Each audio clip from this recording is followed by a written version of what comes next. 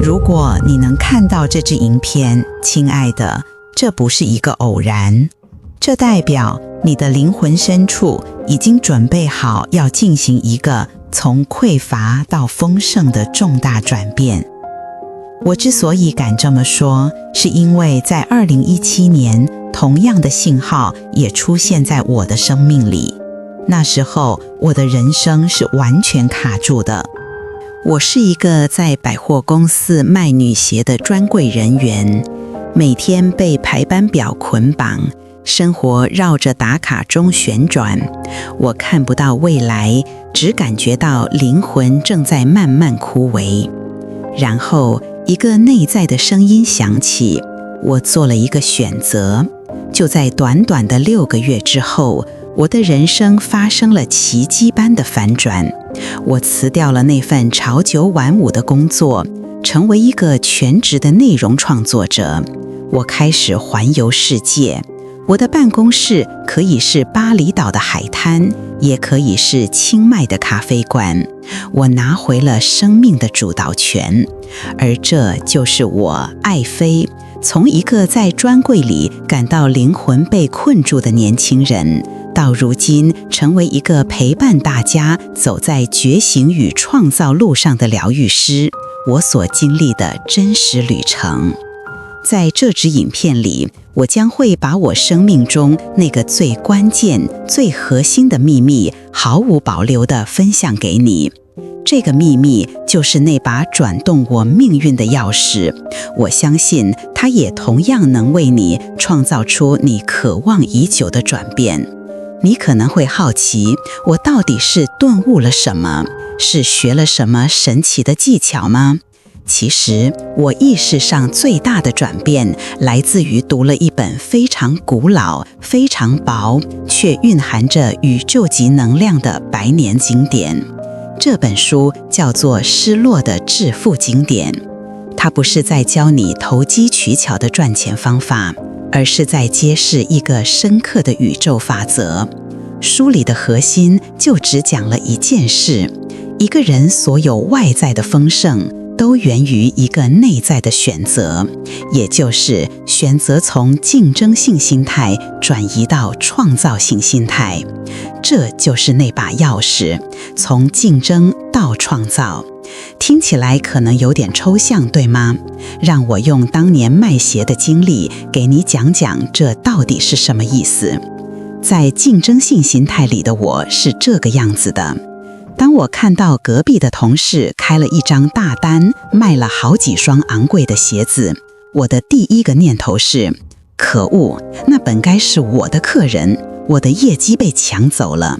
我的心瞬间被嫉妒和焦虑占据，我就像一只紧握着拳头的困兽，死死盯着眼前那块被分走的自认为是有限的蛋糕，满心都是匮乏感。在这个模式里，别人的成功就是我的失败，这是一场零和游戏，你赢就代表我输。但是当我开始转变到创造心态后，奇妙的事情发生了。同样的场景，同事开了一张大单，我内心的声音却变成了太棒了，这代表今天商场里的客人们消费意愿很高，宇宙的订单正在涌入这个空间。你感觉到那个不同了吗？我的心是敞开的，是充满信心的。我不再把同事看作是抢夺我资源的对手，而是看作是整个能量场的共同创造者。他的成功不仅没有让我感到匮乏，反而像一个信号弹，提升了我对于今天会有好事发生的信念和期待。我不再是紧握拳头，而是张开双手，准备好去迎接那无限的可能。竞争心态是活在一个资源有限、必须争抢的世界里，它的底层情绪是恐惧。当你看到别人好，你会感到威胁，你的能量是收缩的，是防御的。而创造性心态是活在一个宇宙丰盛、人人富足的世界里，它的底层情绪是爱与信任。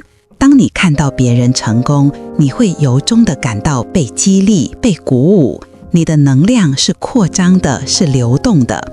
让我们把这个场景再放大一点，在办公室里，一个晋升的机会出现了，竞争者会怎么做？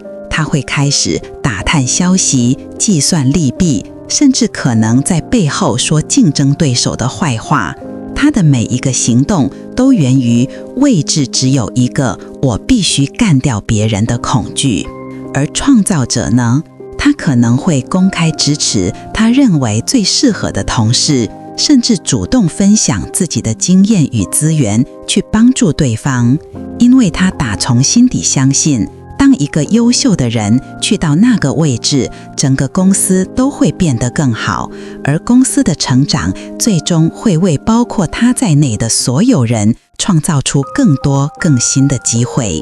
他看到的不是一个位置的得失，而是一整个生态的共荣。现在，我想请你暂停一下，诚实地问问自己，在你的工作或生活中，是否也曾陷入过这种看不得别人好的竞争心态？可能是在职场上，可能是在朋友之间，甚至可能是在家庭的手足关系里。如果你愿意在留言区分享你的故事，不用评判自己，只是单纯地看见它，你会发现我们有多么普遍地被困在这个模式里。但你一定会问，爱妃，如果道理这么简单，为什么我们还是常常不由自主地就掉进竞争和嫉妒的漩涡里呢？答案藏在我们每一个人的童年里，那个伤痕比你我想的都还要深。这种根深蒂固的匮乏感往往不是你的错，它是在我们还非常非常小的时候就已经被植入到我们的潜意识程式里了。想象一个小小的孩子，他最需要的是什么？是父母的爱与关注。但在很多家庭里，父母的精力、时间和爱似乎都是有限的，于是我们从小就学会了竞争。我们竞争的是那个最温暖、最具有决定性的东西——妈妈的凝视。当妈妈的目光温柔地注视着你的时候，你感觉自己是全世界的中心，是被爱着的，是安全的，是丰盛的。而当妈妈的目光转向了你的兄弟姊妹，或者她因为工作和疲惫而无暇看你时，你的世界就在那一瞬间崩塌了。你感到了被抛弃，感到了匮乏，感到了恐惧。为了重新赢回那道目光，我们发展出了各种生存策略。有的孩子学会了嫉妒，用哭闹和攻击来抢夺注意力；有的孩子学会了讨好，用乖巧和懂事来换取称赞；有的孩子学会了封闭，用我不需要来掩饰内心的极度渴望。这就是我们最早学会的竞争模式。可怕的是，这个为了争夺妈妈的爱的内心戏码，在我们长大成人之后并没有消失，我们只是不知不觉地把它投射到了全世界。我们把老板看作是那个手握资源、决定我们价值的妈妈，我们把伴侣看作是那个能给予我们全部关注的妈妈，我们甚至把金钱也看作是那个能证明我们是否值得被爱的妈妈。于是我们在职场上不断重演着争夺老板、妈妈肯定的戏码，在关系里不断上演着害怕伴侣、妈妈的爱被夺走的剧情。我们的人生变成了一场又一场赢回妈妈的凝视。看清楚了吗？我们之所以感到匮乏，是因为我们还活在那个内在小孩的幻觉里，始终相信爱、机会和资源是稀缺的，是需要去赢回来的。那么，真正的解脱在哪里？真正的丰盛又来自何方？这就来到了今天分享的最高潮，也是最核心的部分。这是一次终极的跃迁。真正的丰盛不是来自于你更努力的去竞争，甚至也不是来自于你更聪明的去创造。真正的无限的丰盛来自于你从生存模式彻底进入丰盛模式。这两者的区别是什么？生存模式是你的小我 ego 在主导，你的小我那个在你童年时期形成的人格面具，它的首要任务就是生存。他关心的是我是否安全，我是否比别人强，我是否与众不同。小我的世界是二元的，是分裂的，它能获取的丰盛永远是有限的，是有条件的。而无限的丰盛来自于哪里？它来自于宇宙，来自于生命的源头。你可以称之为神性 the divine， 或者你的高我大我。终极的解决方案，那个能让你彻底从匮乏中解脱出来的钥匙，就是当你愿意放下小我的控制欲、算计和恐惧，让自己成为一个服务于更高价值的神性管道时，你就自动校准了无限丰盛的源头。成为神性的仆人或管道，这句话听起来可能很宗教，但请让我为你解开它的神秘面纱。这跟任何宗教都无关。这里的神性指的是宇宙的创造性智慧，是那股让花朵绽放、星辰运转的生命源流，是你内在最深处的那个充满爱与智慧的大我。你的小我就像一个焦虑的小提琴手，拿着一把由神性打造的无比珍贵的琴，也就是你的天赋与身体，却只想用自己的蛮力去谱写和演奏几首他认为能赢得掌声的不成调的曲子。他很努力，很挣扎，但奏出的音乐总是充满了紧张和限制。而成为神性的管道意味着什么？它意味着你这个小提琴手选择了臣服，你选择把这把琴交给那位技艺绝伦却看不见的宇宙演奏大师神性。你不再需要焦虑地去思考下一个音符是什么，不再需要靠自己去费力地谱曲。你唯一要做的就是放松你的肩膀，校准你的心，成为一个纯净的透透的管道。然后你会惊讶地发现，那首早已存在于宇宙之中，独属于你的最华美、最动人的生命乐章，就这样毫不费力地透过你流淌于这个世界。当你处于这个状态，他人的成功就不再是你的威胁，因为你终于明白了一个宇宙终极的实相：我们都是一体意识。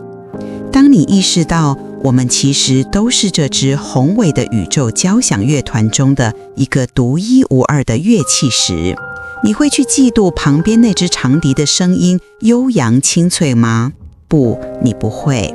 你只会由衷的赞叹，并为整个乐章因为它的存在而变得更加丰满、更加华丽，而感到深深的共振与喜悦。这时，竞争就从你的世界里被彻底的、温柔的瓦解了。说到这里，如果你还觉得从匮乏到丰盛的转变很难，那接下来我要告诉你一个可能会让你脑洞大开的真相。准备好了吗？这个真相就是，我们的宇宙是如此的丰盛，甚至连匮乏和稀缺本身都是丰盛的。这句话是什么意思？意思是你之所以能持续不断地如此深刻地体验到匮乏感，正是因为宇宙回应了你的专注，从而给了你一份丰盛的匮乏。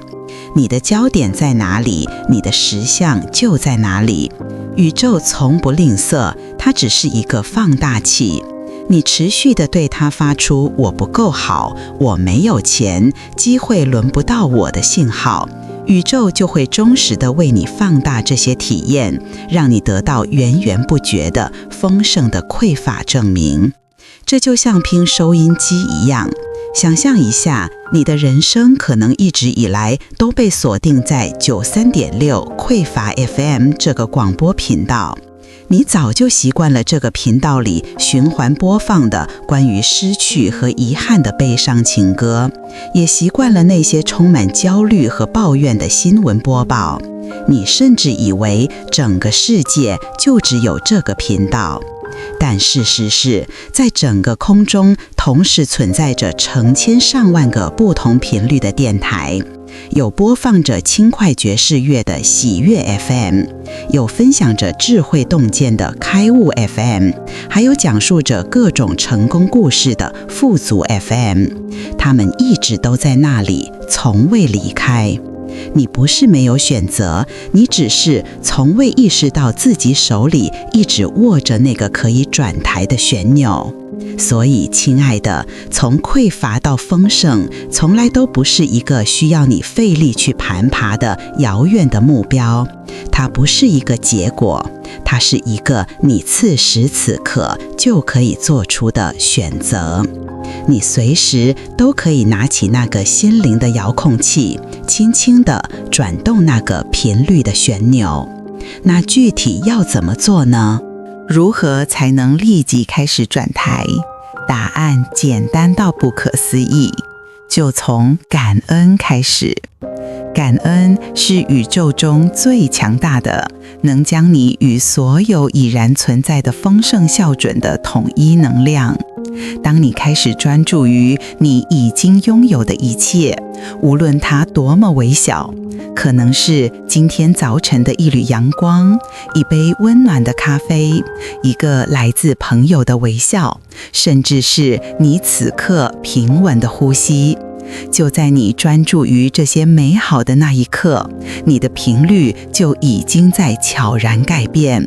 你正在从93.6匮乏 FM 那嘈杂的噪音中，慢慢地把旋钮转向了108.0丰盛 FM 那和谐的乐章。你的人生真的可以从这一刻开始彻底改变，而那个选择权永远都在你的手上。如果今天的分享在你心里留下了一点点涟漪，请务必为这支影片点个赞。更重要的是，按下订阅，打开小铃铛，因为你的每一个支持都是我继续带来这类深度内容的最大动力。而且你知道的，在现在这个时代，真正谈论意识与实相的内容非常珍贵，或许哪天就找不到了。所以我强烈建议你将它储存下来，在迷惘的时候反复回来看看。